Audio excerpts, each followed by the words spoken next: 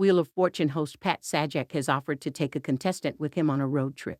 Contestant Henry, who wore a red tropical shirt, kickstarted Wheel of Fortune as he showed off his great singing voice. Henry belted out a tune on the spot before moving on to the next round. Impressed by Henry's singing talents, Pat, 76, walked up to him and said, "Here's the plan. I'm leaving the show. We're going to hire a couple of writers." The ABC host continued, "We're taking the act on the road. What do you think? Let's do it." Henry replied, "I am upset." Unfortunately, Pat had a different attitude toward the player during the final round. Although he was bursting with energy before, Henry seemed discouraged when the board was filled with the letters RSTLNE. Pat added to the pressure when he said, "Every letter that you chose is actually in the puzzle." Before time ran out, Henry guessed incorrectly, "having one on my side." The correct answer was, "having you by my side." Right when he was so close to the answer, Henry appeared frustrated with himself.